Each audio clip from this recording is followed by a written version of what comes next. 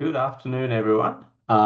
We'll kick off now. We've got about 35 odd participants at the moment. We should have a few more join in shortly. I think we'll try and get your cameras working as well in the background so that we can see who's on the call with us. But reach out if you need through the text box if you need any assistance.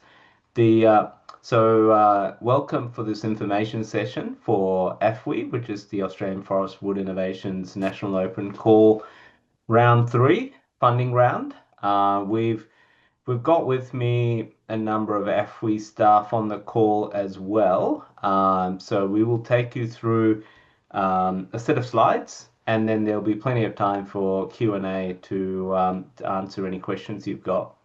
This video will be recorded, the webinar, so that it'll become a resource for anyone preparing an application in the future. And the guidelines for the funding program will also be available on our website, so that'll all become available to you. And should you have any follow-up questions after this webinar, we will provide an email address that you can write to us and ask any questions as well. So welcome. I'll get some slides up to kick off.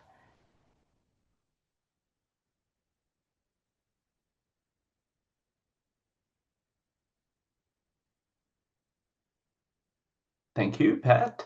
So I'm Joseph Lawrence, Executive Director at AFWI, and on the call with us, we've got Deputy Director Pat Mitchell. Also, for any funding related questions, we've got Catherine Fox, who'll be looking through the chat box for any questions that pop up as well. We've scheduled an hour, and we'll try and make sure we stick to that time frame. So before I begin, I'd like to acknowledge the traditional owners of the lands in which we meet virtually and pay my respects to elders, um, past and present. And so AFWI, a little bit about AFWI. So we've got a bit of an agenda. Next slide, please, Pat.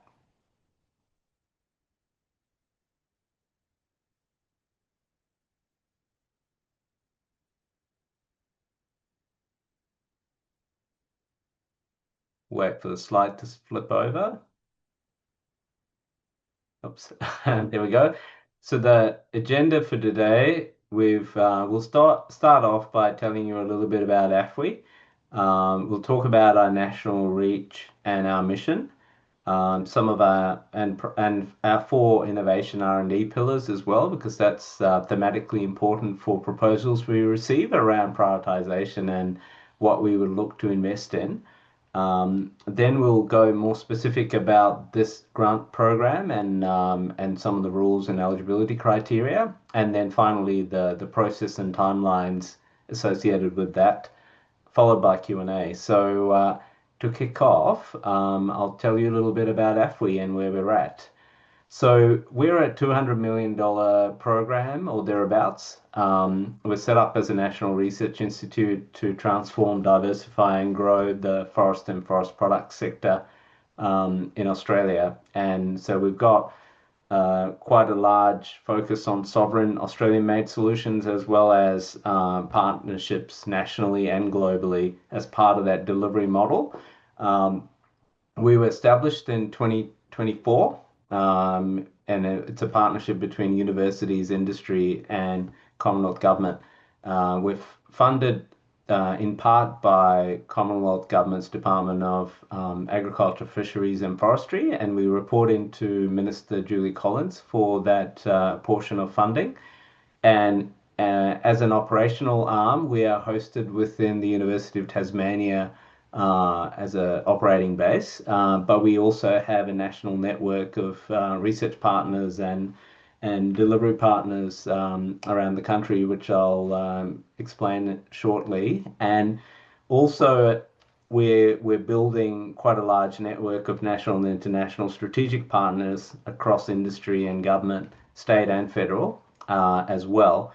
And there's some interesting developments, such as the Ambitious Australia report that was done recently, the developments around Horizon Europe and the Partnership for Australia, we would encourage alignment with those opportunities where possible in investments we make going forward as well. The so primarily the projects we invest in, we try and demonstrate value chain participation through those, and we want to see, from upstream to downstream participation, co-design, and involving partners across that, I guess, supply chain that needs to enable this new value proposition to emerge. And by co-design, we mean researchers working hand in glove with industry and government organizations so that you actually address things that really matter, that can really add value upfront in that process, in the preparation of these expressions of interest that come to us. And the co-investment model really plays to contributions from all participants across that value chain. It doesn't necessarily all need to come from a forest grower or a wood processing company. It can be at the market end as well as research organizations contributing cash and in kind as well. And we believe that'll help maximize the commercialization pathway for these opportunities. And in terms of what we, look for, it's the responsiveness to industry, it's industry aligned outcomes, not necessarily short term, but it can be medium term, higher risk, longer term opportunities and overcoming challenges as well. Ideally, we want to look for transformation at an industrial level, like at systems level. So you want to see capability development, enhancements through these investments that could be bringing new talent into the industry. It could be developing people we currently have in the industry to be more capable of taking on innovation opportunities and challenges. So this isn't trying to create that national uplift. We're funded up until for a 5-year program currently, but that's stage one. So, and up to 2030, we hope to deliver as much value as possible for Australia. And we've got a number of key partners, such as Australian Forest Products Association and Research Development Corporation for the industry is Forest and Wood Products Australia. We work very closely with FWPA in our delivery. Next slide, please, Pat. In terms of our national network, we've got well over 20 partners across the country that are already formally involved, and primarily through 3 research centres, one at the University of Melbourne, another at the University of Sunshine Coast, and another one at the University of Tasmania. And that list you can see on the right-hand side is all the partners that are affiliated with our centres. Now, if you are looking to put a proposal or an expression of interest for this current round, we encourage you first and foremost that if your name, organization names appears on that list, to talk to your center host first. So at the 3 universities, because there are other funding routes if you are a partner of one of those centers. Whereas this general national open call program that we run is primarily for participants that are outside of our internal grouping, if you like. So either way, there's multiple pathways for funding. So this is an important slide for you to have a look at at your leisure. Next slide, please, Pat. In terms of our mission, which we talked about, accelerate national coordinated applied research and innovation that strengthens our sector. And it could be forest health, increasing fiber value from manufacturing, engineered wood products leading to modern methods of construction for housing in particular, so housing innovation, and also advances in carbon and natural capital systems, as well as, whilst it's not written here, farm forestry is also an interesting area, particularly in regions such as Queensland. And we want to build a scientific and industrial capability to enable this transformation to a low carbon circular economy. So that's our, I guess, our value proposition. Just also reinforcing the message around sovereign capability, very important with all the geopolitical activity currently happening. So we want to see with our investments leading to job creation, investment attraction, regional development, as well as profitability and growth for businesses that are Australian owned and operated. Next slide, please, Pat. So these are our four innovation pillars. Healthier forest, maximizing fiber use and value. So that could be all sorts of applications, including biofuels, bioproducts, and even hybrid products that emerge. And I think the skill sets, as you can imagine, will be a combination of, forest science emerging merging with areas such as chemicals and material science to produce those products. So we want to see interdisciplinary research that leads to that, as well as collaboration across the value chain from an industry market point of view. Climate solutions is an emerging field and obviously quite a hot topic at present. And so anything that leads to sort of carbon capture, sort of carbon credit understanding, natural capital valuation, also welcome to put forward proposals addressing that transition to net zero. From a housing innovation point of view, now one thing to point out, this is not in any order. They're equally important, all four of these pillars. Housing innovation obviously is a really critical one where this forest timber industry can play a significant, make a significant contribution. So we encourage proposals that look for leading towards wood products or enhanced wood products adoption in things like prefabricated modular housing, and just this timber first approach. And that might mean, challenging conventional methods of construction, standards adoption, as well as clever ideas around partnerships on how you do that with the building industry and the architects and the designers out there as well. And we encourage proposals that align with state priorities as well, because different state governments have different priorities around social housing, mainstream affordable housing, as well as bespoke housing for things like worker accommodation. So these would be welcome in terms of proposals we receive addressing those things. And we also would love to see proposals that look at the whole 360-degree view of these opportunities. So the technical aspect is important, but also the socioeconomics of what's being proposed, the so what question, from a market point of view. So we encourage research proposals that bring in social scientists and business schools as well, because we want to try and have that cross-link to the market opportunity. And that way, when we finish these projects, we end up with a value proposition for investment at the end of it where possible.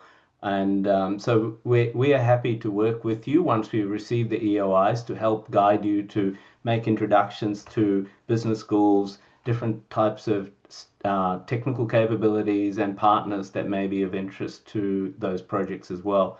So that's something to bear in mind. And that's why we're running a two-stage EOI process, so we can help you shape the best possible proposal forward. Now, then this is the third time we've run a national open call. So we've got the EOI process starting first, which we're kicking off today. And there's about 5-6 weeks of time before you submit your expression of interest. It's an online application, quite simple, straightforward.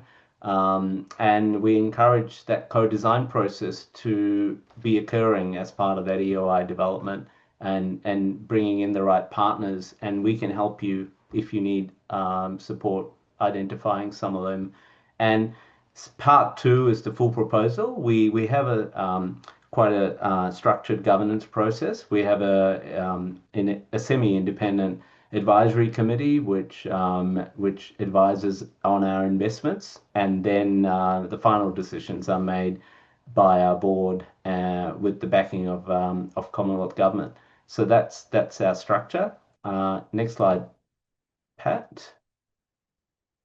Right, so from a scoping point of view, we are looking for projects that just demonstrate that industry alignment that leads to transformative outcomes. And so I won't dwell on this particular aspect, but this is also probably where I hand over to Pat Mitchell, the Deputy Director at AFWI, to talk you through some of the specifics for this round.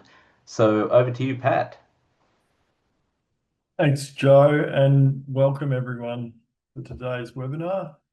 So I will highlight now some of the details around eligibility and funding requirements, but the full details of those will be provided in the guidelines that will be available on our website, and we'll post the link at the end of this webinar. And so you're urged to read those very thoroughly whilst developing your proposal. So Joe's already mentioned co-design, and that's really a fundamental part of what we want to see in AFWI projects, not a purely research driven proposal, but industry being on board, being part of that proposal throughout the whole process, and deep collaboration across industry, research, and government. So we want to see at least two industry partners on all EOIs, and at least one industry partner contributing cash. And really, the principle underlying that is that all our research benefits the forests and wood products industry more broadly than just one company. Indicative grant size, really, it's a broad mix between a small project, say 50,000, right up into a very large project. But these are just indicative size of the funds anyway. We also encourage proponents to think about how they might structure a project to help de-risk that and create a project there where there can be some flexibility built in, but also a significant review or governance on that project. So stage gating or phasing the project can be a useful way to ensure that the project has those right steps and review points. So fundamentally, all projects have to have at least 50% of the total project budget from co-contributions. And I'll go into what those mean in a bit.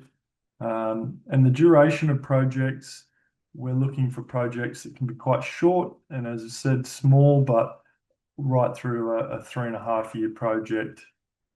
And like most Commonwealth funding, the AFWI projects cannot have already received Commonwealth funding. We can obviously have co-contributions from research organisations, state governments, industry and other organisations, but Commonwealth funding can't be part of that co-contribution. We encourage international collaboration, and we encourage researchers to build partnerships across the research ecosystem, but primarily the research should be based in Australia and should be focused on benefiting the Australian industry.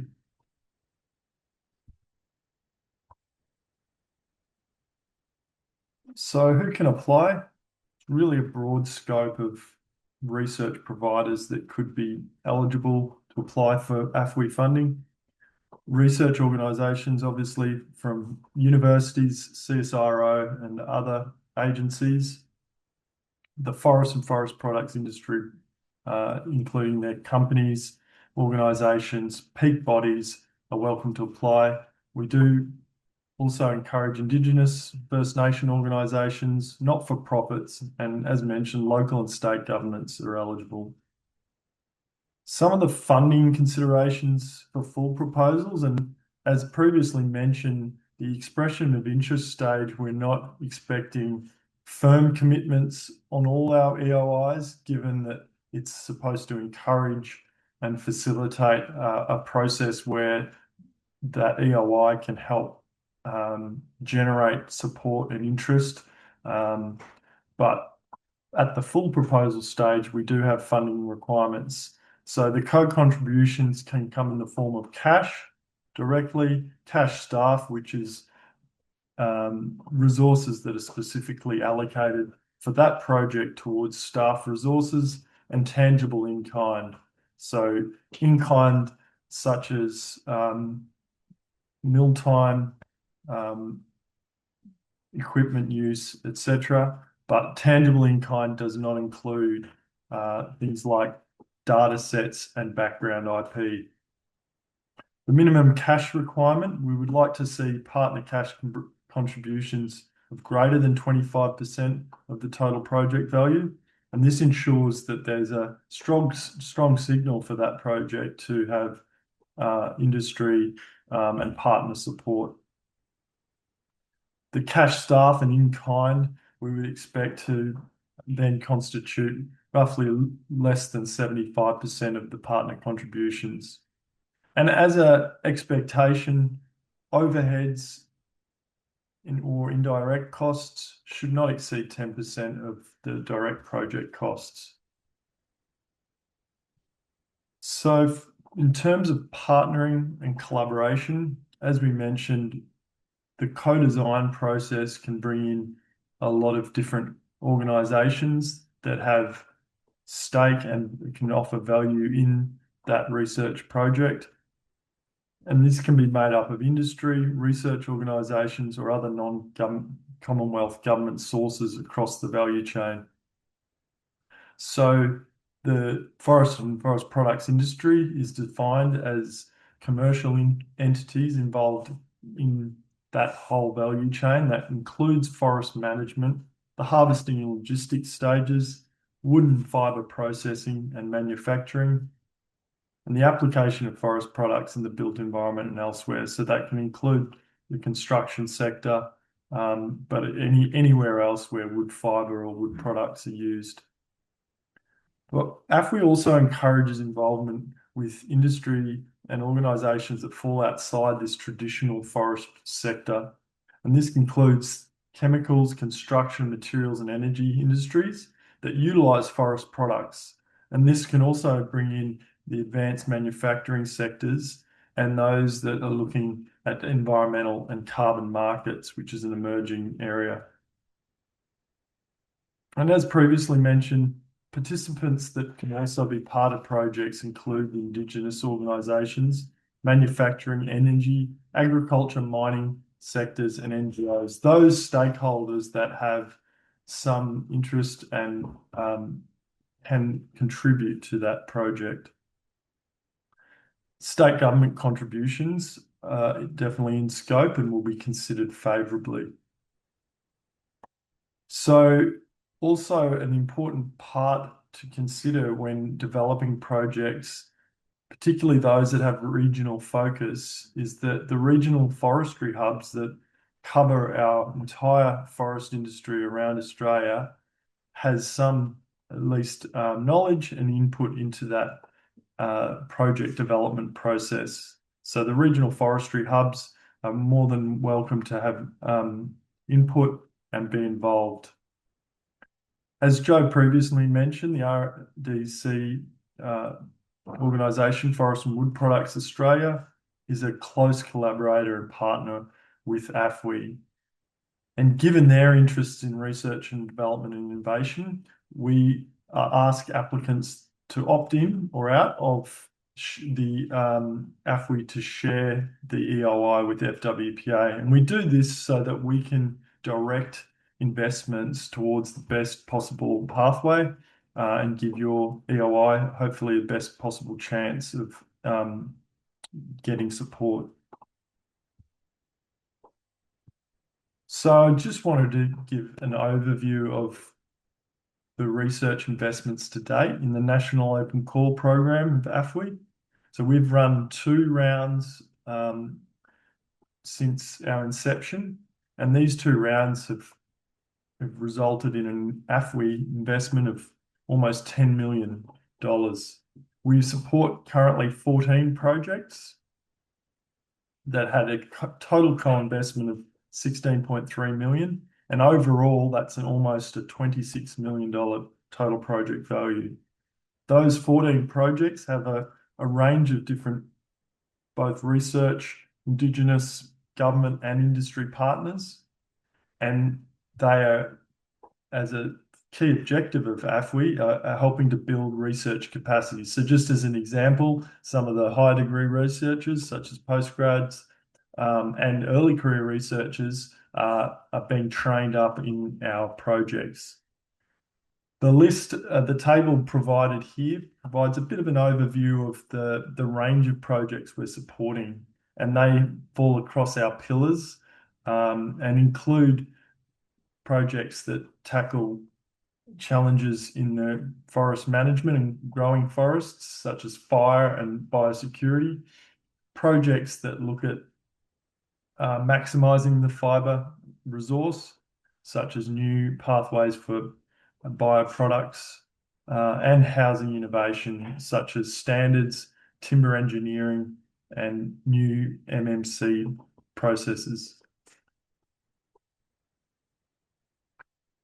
So the timeline for submission and assessment process of this National Open Call Round 3 kicks off today.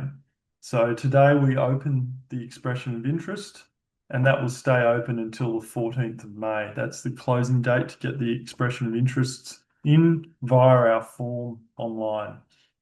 So the process following that will be a review process from our Research Advisory Committee and our board, and that will take us through to mid-July.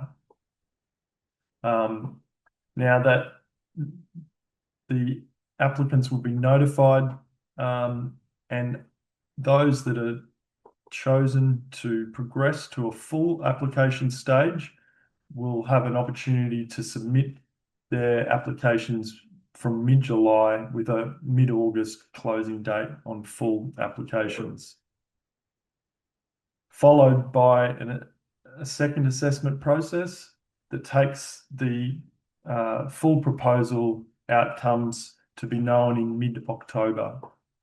So from that point, we move into contracting, and we ask that projects commit to commencing by the end of this calendar year, by the end of December 2026. So that's the timeline over which we will run the National Open Call, and we welcome, firstly, ideas around that EOI during this stage of the process, and we will work to facilitate and find the best pathway for your EOI if you reach out to us and need further assistance. In terms of the assessment process, and all of this, as I mentioned earlier, is detailed in our guidelines to give you an idea of what criteria we use to assess the EOI and the weightings we use. So we use actually two sets of criteria, one around understanding the level of duplication and how novel that project is, its likelihood of success, and its strategic alignment. And secondly, we use a set of 6 criteria to look at, and we score those criteria. So we look at the transformative nature of that research, the benefit of that research to the industry more broadly. We look at the team capacity and the environment in which that project will be undertaken and the likelihood of success. We look at value for money overall, how that project builds research capacity, and the type of support and engagement that has happened in that project and will happen throughout that project's life cycle. So as I mentioned, our EOI will open today, and that will go live later this afternoon, and there'll be links to that form and guidelines available on our website. So if you visit www.afwi.au and navigate to the National Open Call page, you'll see all the information you'll need.